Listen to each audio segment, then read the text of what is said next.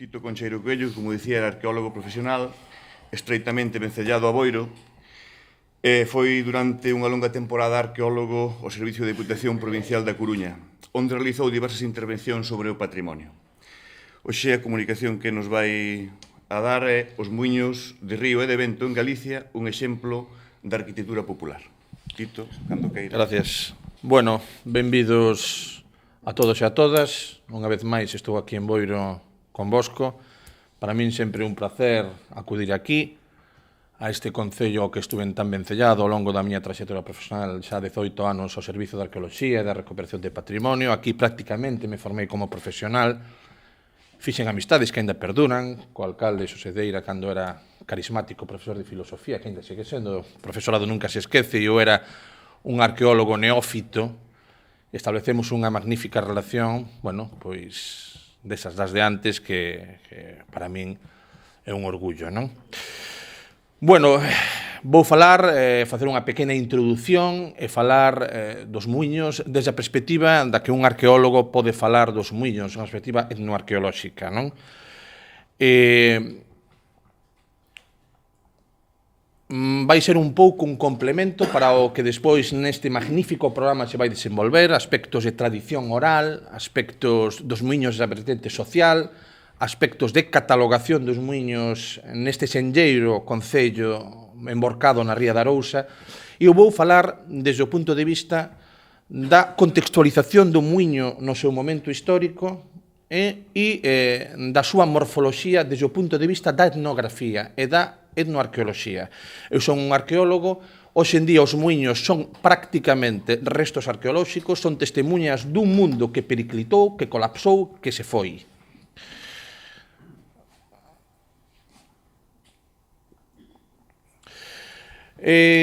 Hoxe en día os muiños están moi vencellados ao turismo rural, están moi vencellados a valorización do patrimonio cultural, pero non sempre foi así. Os muiños foron empregados hasta os anos 50, 60, e os etnógrafos clásicos, podemos decir aquí en Lourenço incluso, nos anos 30, 40, cando fan aquela fermosísima historia de Galicia, a terra e o home que fais aquí en Lourenço, apenas o reflicte, pásalle moi por riba, porque os muiños ainda están activos no complexo agrario, no final do complexo agrario galego. O contexto histórico dos muiños. Os muiños é parte dun complexo agrario que nace en Galicia a partir do século XVII, XVIII, que cando se fundamenta este motor agrícola de Galicia, antiguamente, hasta este momento, durante toda a Idade Media, durante esa longa noite de pedra da Idade Media, que non o é tanto, a forza fundamental do agro galego seguía sendo home. Os traballos, por exemplo, do historiador Pejerto Saavedra sobre a comarca de Santiago reflicten que no ano 1750, xa moi tardíamente, o 33% dos labregos galegos non tiñan arado. E, entonces, é neste contexto de tradición económica, de explotación do terreo medieval, prácticamente, de herencia medieval, é cando aparece un fenómeno fundamental na historia de Galicia, e no seu devalar, e que vai marcar profundamente o futuro e o presente deste país. É a generalización do cultivo do millo. O millo, esa planta americana, revoluciona totalmente o que é a estrutura agraria e económica do país. Crea unha gran sobreproducción económica que facilita unha gran explosión demográfica e, en certos sentidos, un período dourado para a vida do país.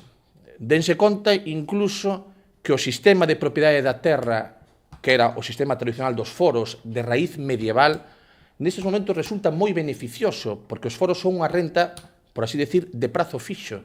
Pagas sempre o mesmo. Ao aumentar a rendabilidade das terras cos cultivos americanos, isto crea un excedente económico que o campesiño pode reutilizar ou reinvertir para mellorar tecnolóxicamente as súas explotacións. Neste momento, no que facía falta crear, transformar moitísima materia prima en alimentos, é donde xurde o muiño. O muiño forma parte do ciclo agrícola, do complexo agrario galego do antigo réxime, na súa vertente da produción de alimentos. Dense conta vostedes de que na cultura galega tradicional a igual que calquer cultura de Europa húmeda ou do círculo mediterráneo, o alimento básico do campesiñado é o pan, o cereal. Unha dieta moi básica basada no pan e no cereal. Arredor da entrada do cultivo e da explotación do millo, que crea gran cantidade de materia prima, xurde todo un ciclo, o chamado ciclo do pan, dun xeito un pouco así kitsch, non? A mí non me gusta moito esta denominación, pero, bueno, desde na antropoloxía e na etnografía está bastante asentada, non? O ciclo do pan, que é todo o que conleva a transformación do millo nunha cousa que se poda comer, leva consigo o cultivo, leva consigo a colleita, a almacenaxe, a transformación, a elaboración e o cociñado e o consumo. Isto é fantástico, entre outras cuestións, porque aquí é onde nos atopamos a esencia do que vai ser moito a cultura material do que nós coñecemos como mundo tradicional galego, que non nos esquezamos que é un mundo que xurde neste momento, no século XVII, século XVIII. Aquí aparecen, por exemplo, os hórreos, non? Aínda que teñan de tradición medieval, pero é cando teña gran expansión, que é un elemento que aínda non sabemos o importante que é desde o punto de vista cultural, patrimonial e etnográfico. É un elemento espectacular e impresionante, que é un pouco o mulo de carga, non? O encargado da transformación, da almacenaxe. Aparecen, por exemplo, outras cousas que para nós son moi cotiáns, sobre todo para xente de máis edade, como son as eiras para mallar, para procesar, non? E dentro deste contexto do ciclo do pan está o muiño. O muiño hai que incardinalo aquí. O muiño é encargado de transformar o gran nunha fariña panificable ou consumible. Normalmente consumíase en broa, pero tamén era moi frecuente consumila ata o principios do século XX, consumilo no que se chamaba papas, non? Nunha que noutras partes de Europa denomínase polenta, non? É dicir, consumilo moído, mesturado con leite ou con auga e comelo en papas. Lémbrese vostedes que ata este século, mediados deste século, a partir dos 35 anos de idade, a maioría da población campesiña carecía de dentes. E é moi importante a alimentación por medio de papillas, o que chaman os italianos e alemanes as polentas, non? Hoxe en día desapareceron da nosa dieta tradicional e quedaron como unha especie de recurso de alimentación infantil, pero no seu día foron importantísimos para a subsistencia do campesiñado. O muiño era isto, o encargado de transformar o gran en fariña, fundamental na economía. A orixe dos nosos muiños de río, que os que me vou referir eu fundamentalmente, está na Idade Media, aínda que a moenda por medio de dúas pedras circulares que friccionan, sabemos que aparece en Asia Menor e no Medio Oriente Asiático xa na prehistoria. Aquí en Galicia introdúcese, eu como arqueólogo fixen un artigo de estudo dos muiños circulares do Castro da Chadizo, aquí en Boiro, no que demostramos que o muiño redondo apareceu aquí alrededor do século III a.C. Pero, bueno, o muiño hidráulico xeralízase aquí a partir da Idade Media,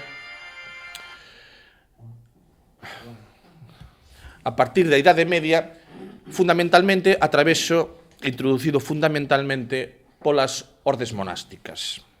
Todo o complexo económico que precisa un gran mosteiro, esa gran masa arquitectónica, ese gran centro de explotación económico medieval, tamén leva consigo a construción de muiños de elementos específicos de moenda. Non eran como os nosos probablemente, pero aí aparece o muiño de roda, o muiño de río, non? Un aspecto que eu non vou tocar, que xa os meus compañeros, os meus queridos contertulios despois abranguerán, é que tamén vostedes saben que o muiño foi fundamental na organización e na estructuración da sociedade tradicional, non? A sociedade do país. O muiño non só é, aínda que eu como arqueólogo me vou referir a eso, e vou axustar a miña comunicación a proporcionarlles a vostedes unha serie de elementos que lle permitan apreciar o muiño na súa vertiente arquitectónica e etnográfica, pero o muiño foi fundamental como elemento de sociabilización da propia comunidade, non? Non só polo que había que ir ali a muñada, sino incluso o terreno onde estaba, entre as terras de cultivo e o monte, non? Dá un aspectos aqueles que referiu tamén Xosedeira, non? Que despois aparecen no folclore, non? De relación social, iniciación aos ritos sexuais, é dicir, todo este tipo de cuestións, non? Que son importantes e que quedan aí, non? O muiño, realmente o importante do muiño é as pedras que moen, o mecanismo de trituración. O que nós vemos hoxe en día é unha arquitectura moi sinxela, que alberga dentro os mecanismos de trituración. Pero tan importante como os mecanismos de trituración é o sistema de acometida, de captación e acometida de auga, da forza motriz que fai funcionar ese muiño. De xeito, os muiños de regato galegos poden entenderse como unha maravillosa obra de enxeñería popular, non? Dende a súa captación de auga, ante no río levar auga ao muiño, por medio de canles, por medio dun estudo, probablemente dun coñecemento probablemente empírico, non? Das pendentes e das leis de gravidade, bueno, é todo un complexo moi interesante, non? O que nos vemos hoxendía é, bueno, a planta do muiño, a arquitectura é moi sinxela, o muiño capta auga nunha zona do río, onde probablemente se faga un embalse, un pequeno encoro, a traveso dunha presa escavada, lévase auga ata o edificio que alberga os sistemas de transmisión, non? Aquí aparece a primeira diferenciación do propio muiño, que no sistema que pode ter de acometida de auga, non? Este da esquerda que ven vostedes aquí é o fermosísimo muiño de cubo do Lombiño, no concello de Cotobade, donde eu fixen o ano pasado unha catalogación de patrimonio gráfico, atopamos 150 muiños, unha cantidade exagerada que vostedes poden darse conta do importante que foi a moenda, non? Este é un muiño de cubo, este é a entrada dun muiño de canle, non? Nas zonas de sequía, como é a orla das Rías Baixas, o abastecemento de auga é fundamental. E cando o cauce, o caudal dos ríos diminúe, enséñase un sistema que o cubo, que é isto de aquí, non? A auga ven por medio dunha canle chamada lobada de auga sobrelevada, levantada por espectaculares piares, aquí sobre un muro cego, e baixa e enche un cubo. Este cubo dá saída, por medio dunha biqueira moi pequeniña, a unha chorro de auga que permite manter sempre a forza, a tracción de movimento, incluso en condicións de seca. Este é o tipo máis habitual, os nosos queridos e moi humildes muiños de canle, non? Que, bueno, que recuperan un pouco o que é a morfoloxía tradicional, non? Unha vez que chega a auga ao muiño, temos o que é a estructura arquitectónica, que é o que vemos hoxendía, o que se está pondo a valorizar por aí. A min pareceme un grande erro dentro destes proxectos de posta en valor de rutas dos muiños, por en valor únicamente o que é a estructura e non todo o sistema de acometida e captación de auga que é do que falamos anteriormente, pero bueno, as cousas son así, non? O muiño, como estrutura arquitectónica, a casa do muiño compónse de dúas partes, unha que é o inferno, onde están situados os mecanismos de rotación, e outra que é a planta superior, que é onde están situados os mecanismos de trituración. As estruturas son moi sinxelas, poden ver vostades, este é o típico muiño de canle, o muiño dos Medeiros, un muiño de cura, propiedade da Casa Rectoral de Almofrei, onde se ve a estrutura tradicional, muros de cachotería moi sencillos, moi pobres, reservando as pezas máis grosas para os esquinais, a típica construción con beirís e sobrepenas na outra zona, unha estrutura puramente funcional. A auga entra no muiño, entra con forza, a traveso dunha peza denominada biqueira ou canlilla, depende da zona que sexa, e lle impele o movimento a unha roda dotada de pas. O famoso rodicio que todos coñecemos, non? Este xa é un rodicio metálico, 95% dos muiños galegos teñen rodizos metálicos, e foron os que pregaron. Nos en Cotobade, dos 150 muiños, só había un que tiña as penas de madeira. E isto, o movimento horizontal, comunícase a unha peza vertical que é o veo o eixo, que está conectado a traveso do sobrado do inferno aos mecanismos de trituración propiamente ditos, que son non por coñecidos menos ingeniosos, non? Isto é a vista do interior dun muiño, no cal podemos atopar as pezas básicas que vostedes, sobre todo os membros da Asociación de Amigos dos Muiños, tamén coñecen, non?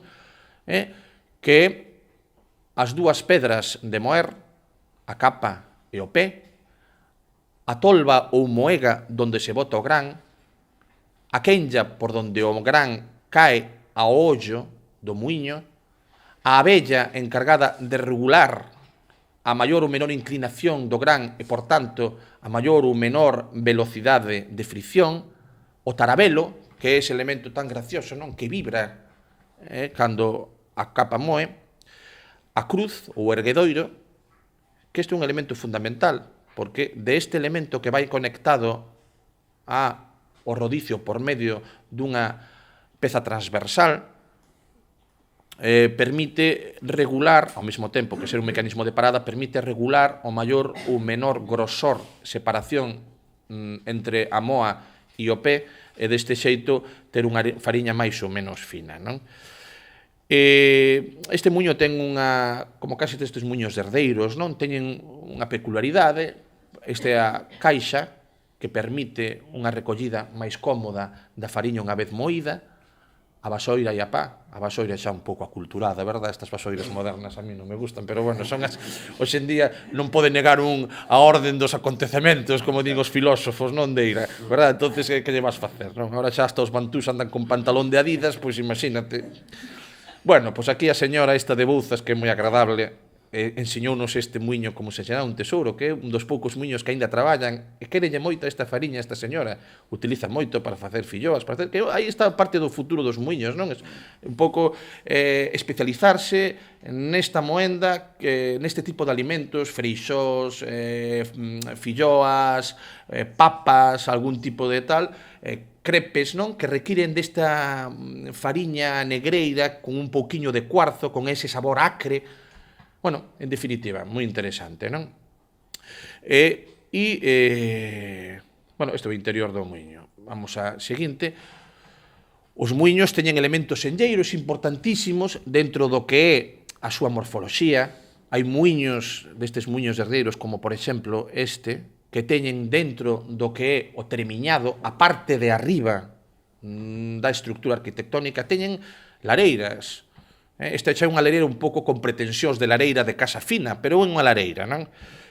Donde a xente se quentaba, a xente incluso cociñaba algo. As noites de muiño, como os meus contertulios falarán a posteriori, as como noites de muiño eran ás veces noite duras, pero sobre todo eran noites alegres, e había que ter unha mínima de infraestructura para facer cómoda a espera das horas ou do cupo que che tocara, non? E bueno, e aquí hai un exemplo destas lareiras, sempre acubilladas nas esquinas. Hai outros elementos, como son os pousadoiros, esas pedras que saen dos paramentos de cachotería donde se pousaba o saco de gran ou o saco de fariña, se entrabas ou se salías ou quedabas lareteando un pouco co que tiña o turno seguinte, non? Isto daqui da dereita, o muiño das Arcas, xa pegado á zona de Aguasantas, moi interesante como se reutilizan estes vellos elementos que quedaron en desuso. Isto é a parte da moa dun muiño que unha vez engastada colocouse no pinche do penal do tellado dun muiño de tellado con lousa, como é habitual nesta zona.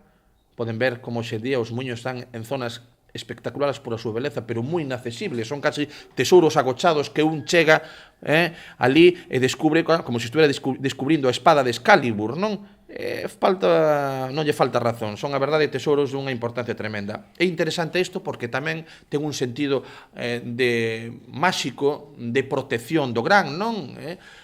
Vostedes lembran sempre os pináculos que coronan os hórreos. Moitos os que teñen viaxado por Galicia lembran tamén esas pedras de seixo que coronan os pinches das casas da terra chá, ou incluso eses petos que a veces se colocan, non? Colocando en riba dos pinches das casas, que teñen un sentido relacionado coa fecundidade, non? De chamar á fecundidade, non? É unha estrategia mítica relacionado con mundo mediterráneo, probablemente heredado de época romana. Vostedes saben que os romanos puñan sempre nas súas casas de campo, coronando o que eran especie de falos de pedra ou falos de cerámica, no sentido da protección da fecundidade e da riqueza, non? Bueno, pois este é un deses exemplos, que son estes pequenos tesouros, pequenos grandes tesouros que atopamos nos moi humildes, pero excepcionais muiños da nosa terra. A parte dos muiños que son un elemento fundamental para coñecer a estructura económica e social do complexo agrario galego de antigo réximen, que está vixente desde o século XVIII ata que colapsa prácticamente arredor dos anos inmediatamente posteriores á Guerra Civil Española, coincidindo co fenómeno masivo de migración a Europa, e aparecen os muiños de Maquía e os grandes muiños xa prácticamente preindustriais, non? Non só se trata dun muiño onde vía un muiñeiro, que é un fenómeno común a toda Europa, incluso en época medieval, lémbrese vostedes dos muiños do campo de Criptana, en Cidade Real, na Mancha, ou dos muiños holandeses, que todos conhecemos, onde vivía un muiñeiro arriba, non? Os muiños de Maquía, estricto senso, estes muiños son casi elementos preindustriais. Este é un muiño da zona de Almofrei, un afluente do Lérez co pretensións de Gran Río. En épocas de seca dá envexa ver toda esta auga baixando por aí, verdad? Muiño de 5 moas, prácticamente un sistema de produción industrial, non?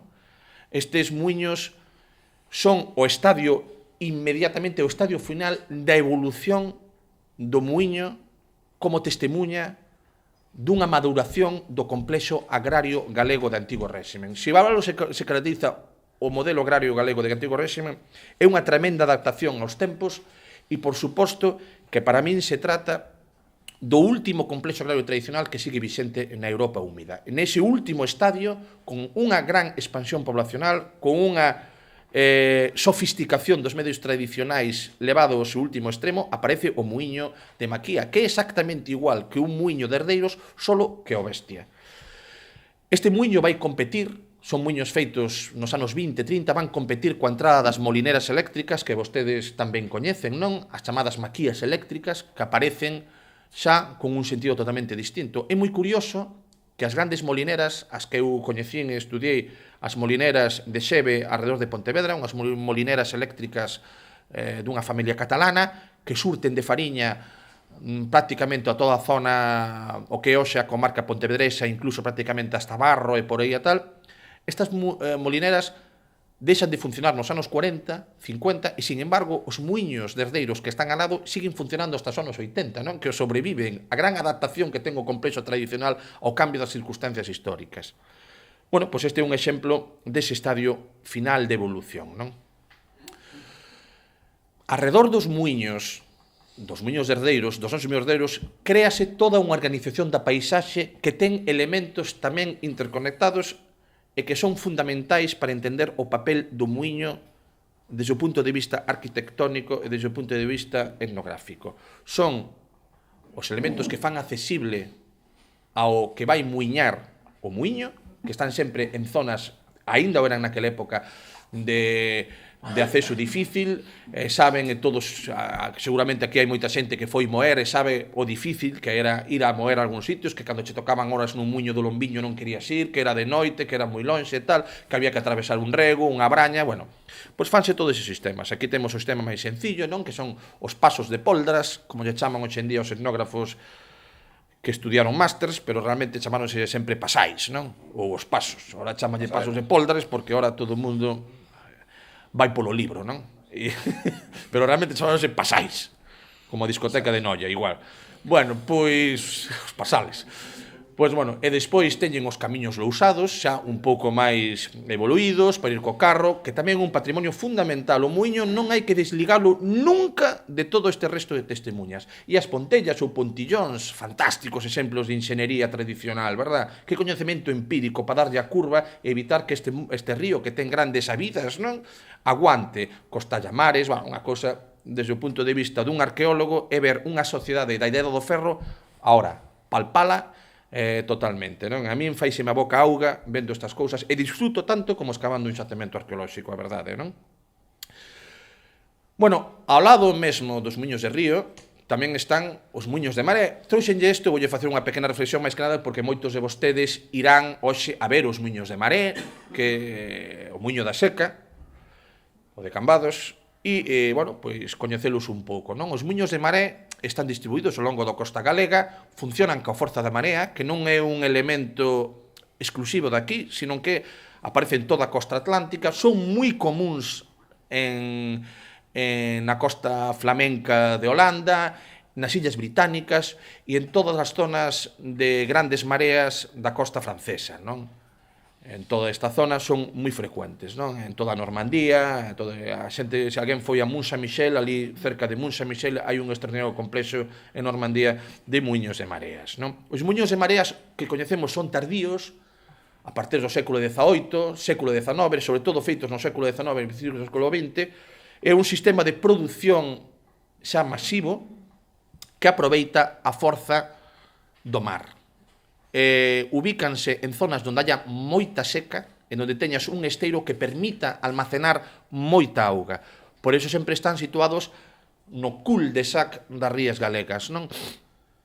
Están vencellados a súa construción porque construir un muiño de marés é bastante caro, están económicamente moi costosos e non o podía permitir ninguén. Desde logo, 4 familias dunha aldea, dun val de Coristanco non podían permitirse construir un muiño de mareas, nin 4 mariñeiros de Callón podían permitir o luxo ese. Era unha obra cara e difícil que realmente está enfocada, por exemplo, este é un muiño do Cachón, en Muros, recentemente restaurado, con ese aspecto de ponte cuberta que teñen, verdad? Parecen unha desas pontes parisinas, e están vinculados a 3 familias catalanas, son romaní, os Ayut e os Dubert, que fan este muiño para abastecer e para comercializar co gran, non? Este é un muiño de xuvia, extraordinario exemplo de muiño de marea, está vinculado ao arsenal ferrolano, e esta é a planta dun muiño das aceñas da Illa da Arousa, non?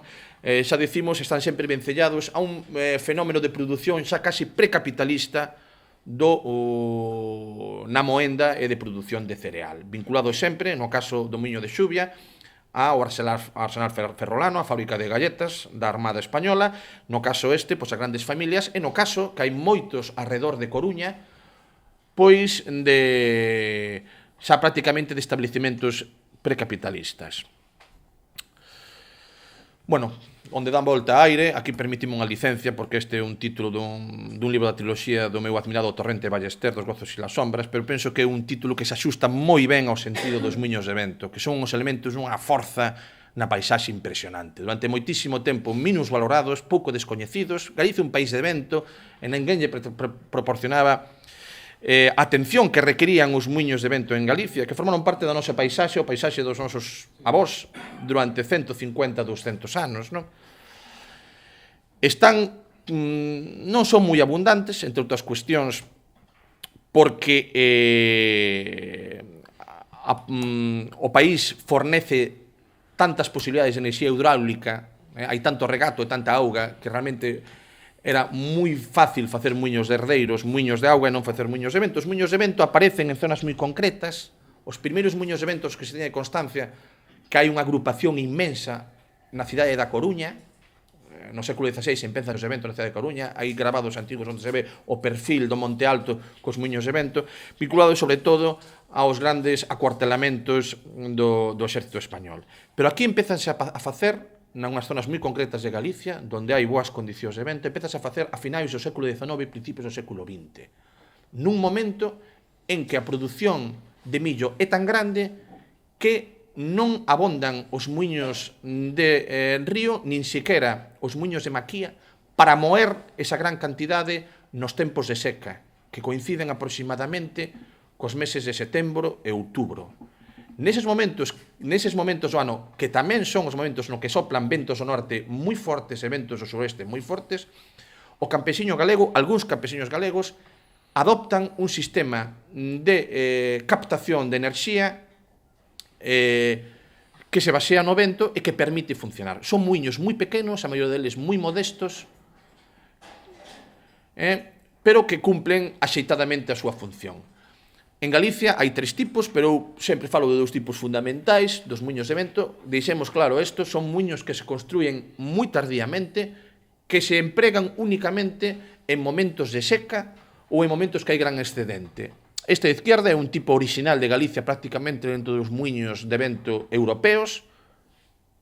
O vento en Europa foi moi empregado para moer, moito máis do que nós nos imaginamos. Lémbrense o icono da Europa flamenca, que é un muiño de vento. E que é un muiño que é un tipo de muiño de cuberta de torre fixa, pero que non se move a cuberta, coas aspas orientadas sempre no mesmo sentido. Este é un elemento moi orixinal e prácticamente penso que é un elemento exclusivo do país galego na organización dos muiños.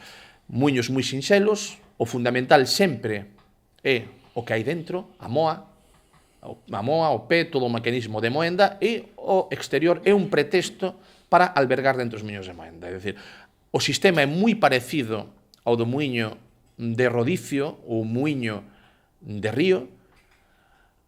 Isto móvese como se fora un rodicio, co aire, as velas móvense como se fora un rodicio, transmiten este movimento a unha roda dentada que a súa vez a pasa a un piñón e a partir de aquí pasa ao eixo e move. O sistema de regulación e de parada é exactamente o mismo e exactamente igual.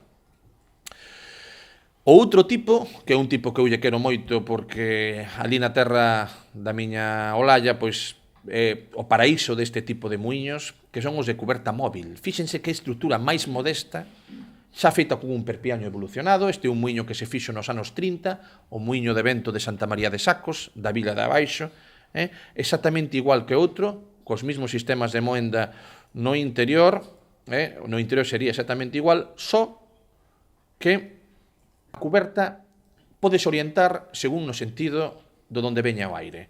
Tiña dous xogos de aspas, ao final, nos anos 30, quitouse este xogo e só quedou este, e o tellado é unha estrutura moi sencilla, moi lixeira, feita a base de chapa de zinc, que, turrando con unha corda por fora, pode orientalo segundo onde veña. Isto desplázase por medio dunhos rodamientos que van encaixonados nunha canle que recorre perimetralmente a capa do muro. Son estruturas moi sencillas que funcionan durante moi pouco tempo. No Concello de Cotobade, onde fixemos este traballo, un traballo moi satisfactorio de catalogación do patrimonio etnográfico, que eu animo a todos os concellos que o fagan, desde un punto de vista científico, máis de 400 bens culturais, e entre eles 100 e pico muiños, e entre eles 4 muiños de vento, 5 muiños de vento, prácticamente un estado moi ruinoso, e ali hai 2 muiños deste tipo, moi ben conservado. Este conserva dentro os engranaxes totalmente, pero funcionan durante moi pouco tempo. Levántanse nos anos 20, xusto despois da Primeira Guerra Mundial, onde hai un gran momento de produción de cereal en Galicia.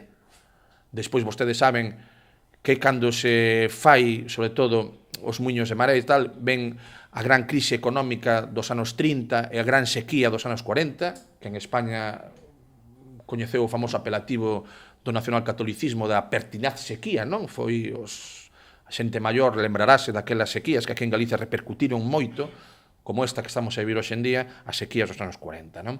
Estes muiños aí traballan algo e a partir dese momento desaparecen, porque ademais era bastante rolloso ir ali, turrar de aquí, bueno, era un rollo, non?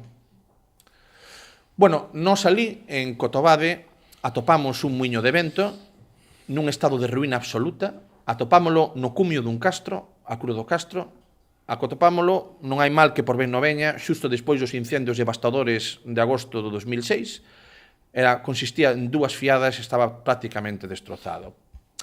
Planeamos un proxecto de recuperación integral deste muiño, desde unha perspectiva etnoarqueolóxica, que contou co aval e co entusiasmo da Dirección Xeral de Patrimonio Cultural e da Comunidade de Montes de Cotobade e da Consellería de Medio Rural, que foi quen financiou estes traballos.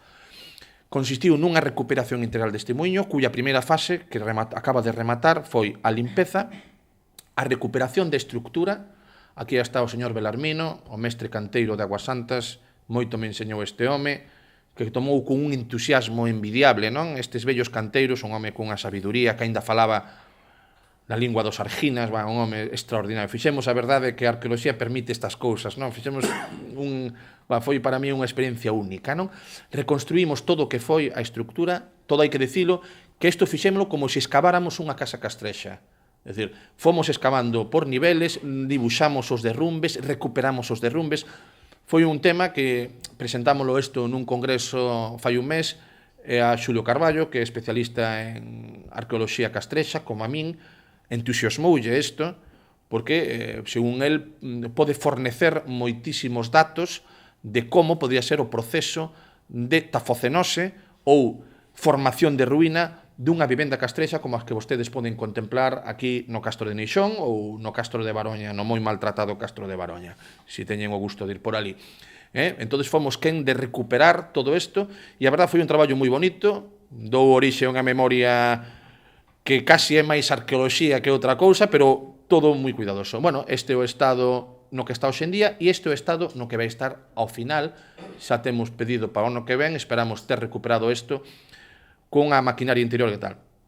O proceso delicado de documentación, a partir de aquí, sabemos que o muiño era deste tipo e non de outro tipo. É interesante que todas as actuacións sobre patrimonio cultural e sobre todo patrimonio etnográfico sexan feitas, eu creo que a figura do arqueólogo non é fundamental, é obrigatoria, e teñen que estar feitas con un traballo meticuloso e de rexistro, para saber realmente como era eso. É dicir, a partir de isto, analizando dunha maneira moi meticulosa e moi delicado os datos que proporcionaba a excavación arqueolóxica, hai que decir que estes señores, sobre todo Antonio, excavaba, bueno, como un licenciado con 4 másters, vamos, o que é a sensibilidade, non? Mais alá dos títulos e destas cousas.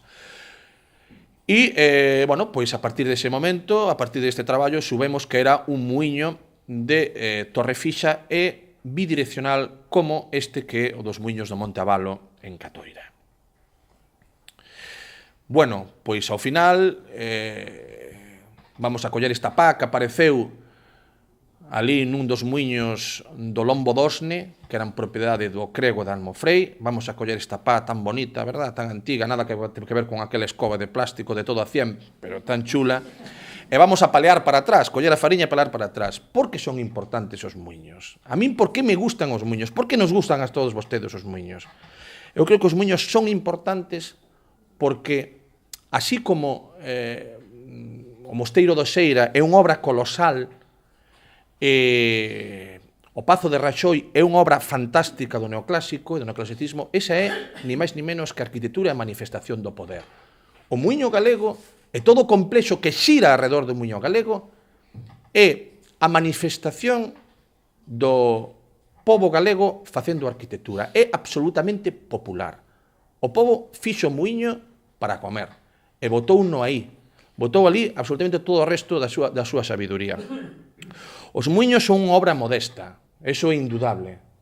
É unha obra crepuscular, porque é o final do ciclo e do devalar do pobo galego a través da súa historia dentro do que é o complexo agrario tradicional e dentro e xusto antes da macdonalización e da cocalización da sociedade mundial, non? Ahora chamanlle globalización, pero realmente é a cocalización da sociedade actual. Pero é unha obra poderosa, é unha obra poderosísima, porque en cada muiño de herdeiros, nesas venerables ruínas, latexa o sentir e a sabiduría dun pobo. Eu non teño nada máis que decir agás descobrirme ante asociacións como as Amigos dos Muiños, que para min, que as persoas hoxe en día perdan un pouco do seu tempo nestas cousas, supón gañar moitos séculos do futuro para este país. Nada máis, moitísimas gracias por terme escoitado, espero que lles haya gustado.